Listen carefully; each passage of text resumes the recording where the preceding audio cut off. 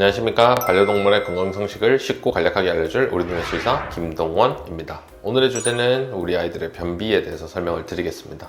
많은 보호자님들이 우리 아이들이 변비가 생각보다 잘 온다고 판단을 하십니다.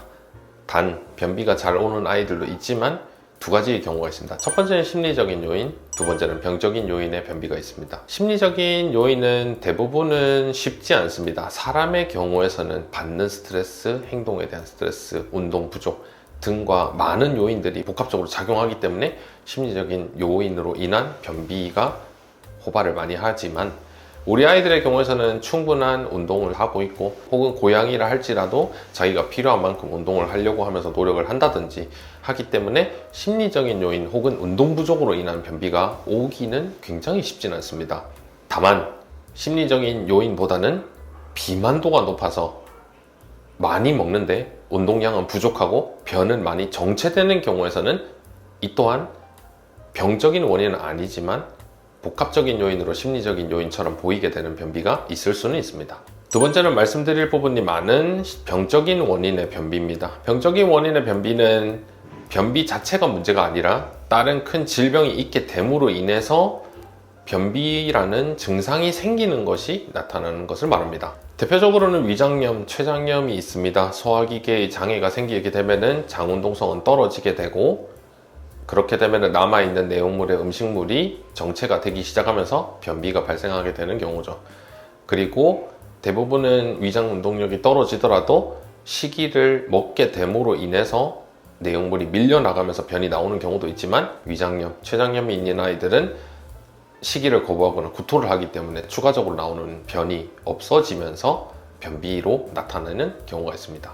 다만 이 부분의 경우에서는 보호자님들이 쉽게 관찰을 하실 수 있습니다. 왜냐하면 이미 변비가 병적으로 오게 되면 증상이 식욕부진과 구토 혹은 기력저하가 먼저 오기 때문에 변비는 오히려 뒤에 발견되는 경우가 많습니다. 그렇기 때문에 보호자님들이 처음에 변비라고 생각하고 오시는 경우보다는 애 상태가 안 좋아서 입원을 하게 되는데 입원 중에 우리 아이가 변비가 왔다는 것을 뒤에 인지하시는 경우가 많은데 이것이 앞선 설명드린 것처럼 주된 원인이 다른 곳에 있고 이 증상이 오히려 다른 게 먼저 왔고 추후에 이제 입원을 하는 동안에는 변비라는 증상이 뒤늦게 나타났다라고 보시는 것이 맞지, 물론 입원에 대한 스트레스로 인해서 변비가 오는 경우가 있긴 하지만 저희 원내에서는 우리 아이들이 변비가 올 것 같다 혹은 예민한 아이다라고 하면은 충분한 산책 배뇨나 배변을 통해서 하고 있기 때문에 운동 부족으로 인한 변비는 거의 오지 않는다고 보시는 게 낫습니다.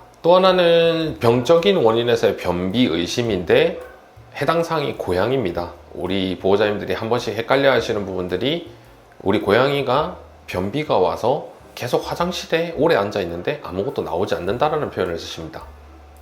대부분의 경우에서는 변비가 아니라 방광염일 경우가 오히려 더 많습니다.